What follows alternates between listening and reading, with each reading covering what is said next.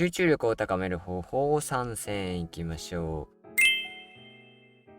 1個目、環境の最適化ですね。集中力を保つには、一つのものに対象に注意を向き続けるためには、環境ノイズ、気が散るものを排除する必要があるんですね。人間は、人間に限らず他の生物もそうなんですけど、周りの状況、周りの情報に常に敏感にセンサーを立てていて、意識に上げてなくても、ただそこにあるっていうだけで注意力がそがれたり、集中力が下がったりするんですね。なんでシンプルかつ、今すぐできる方法としては、机の上に何も置かない。集中してやろうと思ってる。勉強だったら、勉強以外のものを置かない。雑誌、漫画、タブレット、スマホとかを持ってのほかですね。特にスマートフォンっていうのは視界に入るだけで、注意力のリソースが大幅にそのスマホに持っていかれるっていう研究結果がありますね。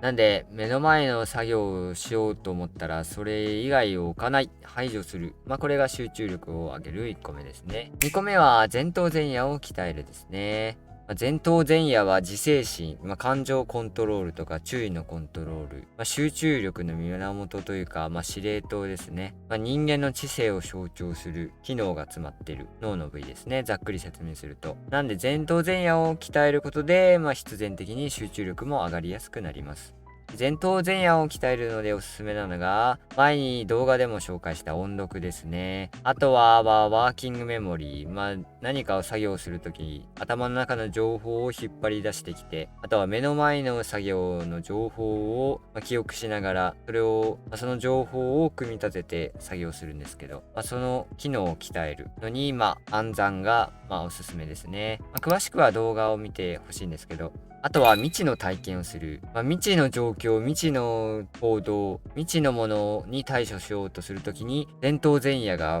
フル稼働して、フル稼働するってことは、そのまま、脳は使えば使うほど、その部位が鍛えられるという性質があるので、必然的に前頭前野も鍛えられるという仕組みですね。わかりやすいのは、毎月全く行ったことないところに旅行行ったり、あとは入ったことのない店に入ってみたりとかですね。これで前頭前野がかなり鍛えられるのでおすすめです。前頭前野を鍛えることで集中力が上がりますね。で、集中力を高める方法3選。3つ目が、未完了の引力を利用するですね。人間の性質で、有名な心理効果で、タイガルニック効果というのがあるんですけど、未完了の作業、中途半端な状態の作業っていうのは、記憶に残り続けるっていう性質があるんですね。このサイガルニック効果に関する実験では、ベルリン大学が行った研究が有名で、被験者を何人か集めさせて課題をやるんですけど、半数にはその課題の途中で退席させて中途半端な状態にさせる。で、もう半数にはその時間内にやりきらせるっていうグループに分けたんですけど、で、その後にどの課題を覚えてるかっていうのをもう一度テストしたんですが、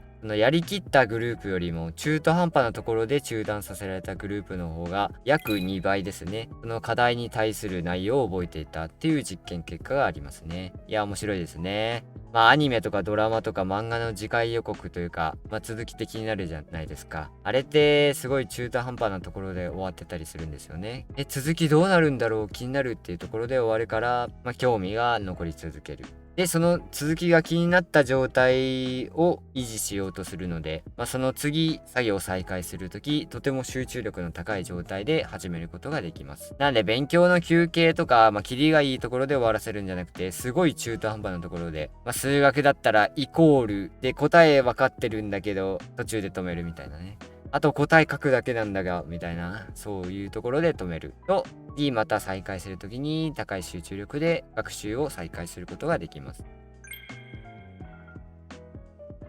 机の上に余計なものを置かない。特にスマホは置かない。前頭前野を鍛える。未知の体験をしたり、音読をしたり、あとは暗算ですね。もうおすすめです。で、3つ目が、何かの作業は、中途半端なところで終わらせるですね。この3つは誰でもできて実用性の高いものばかりですので、ぜひ一度お試しください。マインドオーガナイザーのクーでした。よければ他の動画もぜひご覧ください。